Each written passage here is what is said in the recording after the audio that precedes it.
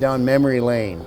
I spent a great deal of time in my flying career traveling faster than the speed of sound. I always enjoyed it. I always couldn't wait for my next flight. It was almost like I was born to fly.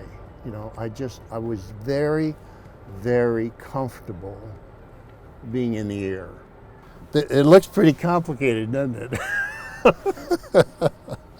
But all right, at the center in all cockpits, all right, so in all airplanes, by the way, you have, this is called the attitude indicator. This happens to be a very sophisticated piece of engineering utilizing gyroscopes, and that gives you the pitch attitude, the roll, the yaw, all of that stuff all that information is contained here. So you can look at this and tell how high your nose is above the horizon or how low it is below the horizon, whether you're banking left or banking right and stuff like that.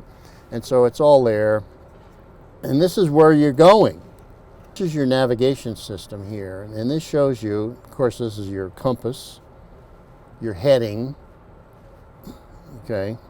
If this happens to fail, you have this one here. This is not run electronically. Or if you lost your electrical system or if you lost your navigation system, you could still figure out what your heading is. This is altimeter, your altitude, and this one is airspeed. Okay, so this tells you how high you are. This tells you how fast you're going after you spend, you know, how many thousands of hours that I've spent in these things. Feels like home. Feels like home, yeah. This thing is a little busy though. I mean, you know, the F4 is, here you can see all the warning lights that will come up, you know, in all the systems here. You had to be able to figure out what this all meant. This is your warning system here. This is very clever. The tail hook lever looks exactly like a hook. And the landing gear lever looks exactly like a wheel. A very, very early version of human factor engineering. But, you know, a simple thing like that could mean all the difference in the world. It's a matter of life and death. So in a high stress situation, it's really, really nice to be able to tell just by feeling that this is the landing gear and just by feeling that this is the hook. Right? This is the ejection.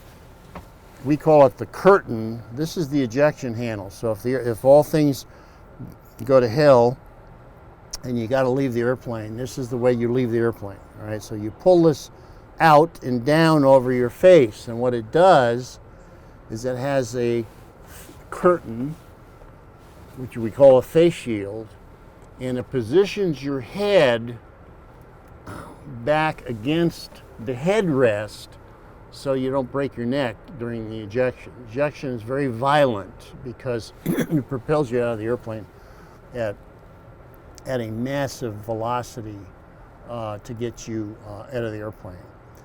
It's actually propelled by they're rocket motors. I came close a number of times, but I guess you would say fortunately I did not have to eject, but I was prepared to.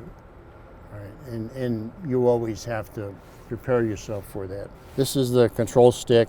This is how you fly the airplane. Most of these airplanes didn't even have autopilots. The airplane I flew did not have autopilots. Well, you were hand flying the airplane. You know, you were it. You were it. I mean, it took a lot of concentration and stuff like that, you know, to be able to do it, you know. And you probably thinking that, boy, you have to be super intelligent, Kevin. Yeah, how did you get to do this? Oh, I love it. Yeah, I absolutely love it. Yeah, this was home.